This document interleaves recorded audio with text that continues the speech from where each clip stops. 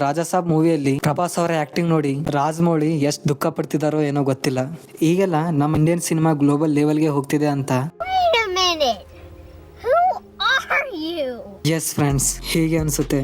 The Raja Sab movies ತರ movie ಬಂದು ಈ ಮೂವಿ ನೋಡಿದ್ರೆ ಎದೆ ಮೇಲೆ ಕಲ್ಲು ಹಾಕಲ್ಲ, ಡೈರೆಕ್ಟ್ ತಲೆ ಮೇಲೆ ಕಲ್ಲು ಹಾಕುತ್ತೆ. ಸುಮಾರು 450 crore ಬಜೆಟ್ ಅಂತೆ ಮೂವಿದು.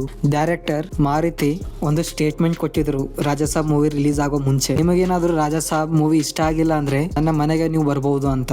ನಿಮ್ ಅಡ್ರೆಸ್ ಹೇಳ್ತೀರಾ? ಡೈರೆಕ್ಟರ್ ಮಾರುತಿ, ಏನಯ್ಯ ಆಗಿತ್ತು ನಿಂಗೆ? ಇವರು ಒಂದು ಬ್ಲೋಟೆಡ್ ಡಿಸಾಸ್ಟರ್ ಸೃಷ್ಟಿ ಮಾಡಿದ್ದಾರೆ ಈ ಮೂವಿ ಮೂಲಕ. ಇದು ಮೂವಿನ ಅಥವಾ ಮೂವಿ ನೋಡಕ್ಕೆ ಬಂದಿರೋ ಆಡಿಯನ್ಸ್ ಮೇಲೆ ಮಾಡಿದ ಜೋಕ? ಬನ್ನಿ ಈ ಕ್ರಿಯೇಟಿವ್ ಬ್ಯಾಂಕರ್ ಬಗ್ಗೆ ಡಿಟೇಲ್ ಆಗಿ ಮಾತಾಡೋಣ. ವಿಡಿಯೋ ಪೂರ್ತಿ ನೋಡಿ. ಮತ್ತೆ ನನ್ನ ಚಾನೆಲ್ಗೆ ನೀವೇನು ಸಬ್ಸ್ಕ್ರೈಬ್ ಆಗಿಲ್ಲ ಅಂದ್ರೆ ಸಬ್ಸ್ಕ್ರೈಬ್ ಮಾಡಿ. ಈ ಮೂವಿ ಸ್ಟೋರಿ ಕೇಳಿದ್ರೆ ನೀವು ಶಾಕ್ ಆಗ್ತೀರಾ. ಅಜ್ಜಿಗೆ ಅಮೆನ್ಸಿಯಾ ರೋಗ ಇರುತ್ತೆ, ಒಂದು ಪ್ರಾಪರ್ಟಿ ಇರುತ್ತೆ, ಮತ್ತೆ ಪ್ರಭಾಸ್ ತನ್ನ ಅಜ್ಜನ ಹುಡ್ಕೊಂಡು ಬರ್ತಾನೆ. ಇದು ಕೇಳಕ್ಕೆ ಓಕೆ ಅನ್ಸಬಹುದು, ಆದ್ರೆ ಅಜ್ಜನ ಕ್ಯಾರೆಕ್ಟರ್ ಒಬ್ಬ ಗ್ರೀಡಿ ಆಂಟ್ರಿಕ್.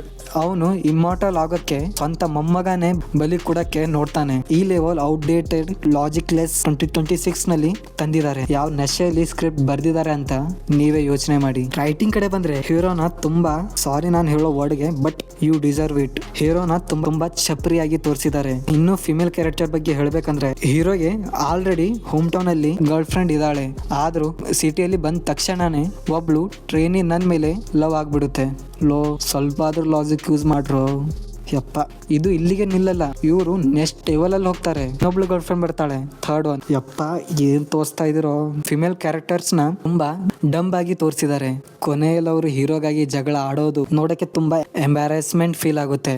ಮೂವಿಯಲ್ಲಿ ಒಂದು ಬಂಗ್ಲೆ ತೋರಿಸಿದ್ದಾರೆ. ಅಲ್ಲಿ ಯಾವಾಗ ಎಲ್ಲಿಂದ ಯಾರು ಬರ್ತಾರೆ ಅಂತ ಪ್ರೆಡಿಕ್ಟೇ ಮಾಡಕ್ ಆಗಲ್ಲ, ಗೊತ್ತೇ ಆಗಲ್ಲ. ಒಂಥರ ಪಬ್ಲಿಕ್ ಗಾರ್ಡನ್ ಇದ್ದಂಗೆ. ಇದು ತುಂಬಾ ಮೈಸೋಗ್ನೆಟಿವ್ ರೈಟಿಂಗ್. ಪ್ರಭಾಸ್ ಬಗ್ಗೆ ಮಾತಾಡೋಣ. He looks like he is not in the movie, he is just preparing for some other project. ಅವರು ಈ ಮೂವಿಲಿ ಬರೀ ಫಿಸಿಕಲ್ ಆಗಿದ್ದಾರೆ ಅಷ್ಟೇ. ಅವರ ಕಾಮಿಡಿ ಲ್ಯಾಂಡ್ ಆಗ್ತಿಲ್ಲ, ಸ್ವ್ಯಾಗ್ ಕೂಡ ಲ್ಯಾಂಡ್ ಆಗ್ತಿಲ್ಲ. ಹಾಗಂತಲ್ಲ ಪ್ರಭಾಸ್ ಅವರು ಪೂರ್ತಿ ಮೂವಿಯಲ್ಲೇ ಚೆನ್ನಾಗಿ ಆಕ್ಟಿಂಗ್ ಮಾಡಿಲ್ಲ ಅಂತಲ್ಲ. ಒಂದ್ ಸೀನ್ ಇದೆ ಪರ್ಟಿಕ್ಯುಲರ್ ನಂಗೆ ಇಷ್ಟ ಆಯ್ತು. ಹಾಸ್ಪಿಟಲ್ ಸೀನ್ ಅಲ್ಲಿ ಪ್ರಭಾಸ್ ಅವರ ಆಕ್ಟಿಂಗ್ ಪೀಕ್ ಲೆವೆಲ್ ಅಲ್ಲಿ ಹೋಗುತ್ತೆ. ಹೀಗ್ ಪೀಕ್ ಲೆವೆಲ್ ಅಲ್ಲಿ ಹೋಗ್ತಿದೆ ಅಂತಂದ್ರೆ ಸಡನ್ ಆಗಿ ಮತ್ತೆ ಡೌನ್ ಅಲ್ಲಿ ಬರುತ್ತೆ. ಬಟ್ ಡೈರೆಕ್ಟರ್ ಅರ್ಥ ಆಗುತ್ತೇನೋ ಅಂತ, ಇದು ತುಂಬಾ ಪೀಕ್ ಲೆವೆಲ್ ಹೋಗ್ತಿದೆ, ಕೆಳಗ್ ಬನ್ನಿ, ಇಷ್ಟಂಗೆಲ್ಲ ತೋರ್ಸೋದಿಲ್ಲ ಅಂತ ಮತ್ತೆ ಕೆಳಗ್ ತೋರಿಸ್ತಾರೇನೋ ಡೈರೆಕ್ಟರ್. ಬೋಮನ್ ಇರಾನಿ ತರ ಬಿಗ್ ಆಕ್ಟರ್ಸ್ ಗೆ ಈ ತರ ಪುವರ್ ಪರ್ಫಾರ್ಮೆನ್ಸ್ ಹೇಗ್ ಮಾಡಿದ್ರು ಅಂತ ಡೈರೆಕ್ಟರ್ ನ ಕೇಳ್ಬೇಕು.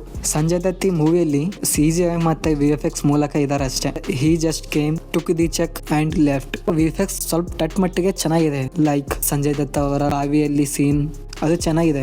ಮೂವಿಯಲ್ಲಿ ಪ್ರಭಾಸ್ ಫ್ರೆಂಡ್ಸ್ ಅವರ ಕಾಮಿಡಿ ತುಂಬಾ ಚೈಲ್ಡಿಶ್ ಮತ್ತೆ ಕಾರ್ಟೂನಿಸ್ಟ್. ಫೈನಲ್ ಆಗಿ ಹೇಳೋದೇನಂದ್ರೆ, ನೀವು ಥಿಯೇಟರ್ ಗೆ ಹೋಗ್ಬೇಕಾ ಬೇಡವಾ ಅಂತ ನಂಗೆ ಕೇಳಿದ್ರೆ ನಾನ್ ಹೇಳೋದು ಮೂವಿ ಥಿಯೇಟರ್ ಅಲ್ಲಿ ಹೋಗಿ ನೋಡಿ. ಒಬ್ಬ ಬಿಗ್ ಸ್ಟಾರ್ ನ ಕರಿಯರ್ ಹೇಗೆ ಹಾಳಾಗುತ್ತೆ ಮತ್ತೆ ಇಂಡಸ್ಟ್ರಿಗೆ ಕ್ರಿಯೇಟಿವಿಟಿ ಇಲ್ಲ ಅಂದ್ರೆ ಏನಾಗುತ್ತೆ ಅನ್ನೋದನ್ನ ಲೈವ್ ಆಗಿ ನೋಡಿ. ಈ movie so bad it's dog shit ಅನ್ನೋ ರೇಂಜ್ ಗೆ ಇದೆ. ಅದು ಇಲ್ಲದೆ ಮೇಕರ್ಸ್ ಕಾನ್ಫಿಡೆನ್ಸ್ ನೋಡಿ ಪಾರ್ಟ್ 2 ಕೂಡ ಮಾಡ್ತಾರಂತೆ. ದಿ ರಾಜಾ ಸಾಬ್ ಸರ್ಕಸ್ ಅಂತೆ 1935 ಅಲ್ಲಿ ಸೆಟ್ ಆಗಿದೆ ಅಂತೆ. ಸೇಮ್ ಫಾರ್ಮುಲಾನ ಯೂಸ್ ಮಾಡ್ಕೊಂಡು ತೋರಿಸಿ. ನಂಗಂತೂ ಪಾರ್ಟ್ 2ಗೆ ವೇಟ್ ಮಾಡಕ್ ಆಗ್ತಿಲ್ಲ. ಇನ್ನ ಎಷ್ಟು ಖರಾಬ್ ಮಾಡ್ತಾರೆ, ಯಾವ ಲೆವೆಲ್ ಅಲ್ಲಿ ಇನ್ನ ಹೋಗ್ತಾರೆ ಅಂತ ನಂಗೆ ನೋಡಕ್ಕೆ ವೇಟ್ ಆಗ್ತಿಲ್ಲ. ಬೇರೆ ಪಾರ್ಟ್ 2 ರಾಜಾ ಸಾಬ್ ಸರ್ಕಸ್ ಅಂತೆ. ಇದಕ್ಕಿಂತ ಬೇರೆ ಸರ್ಕಸ್ ಬೇಕಾ?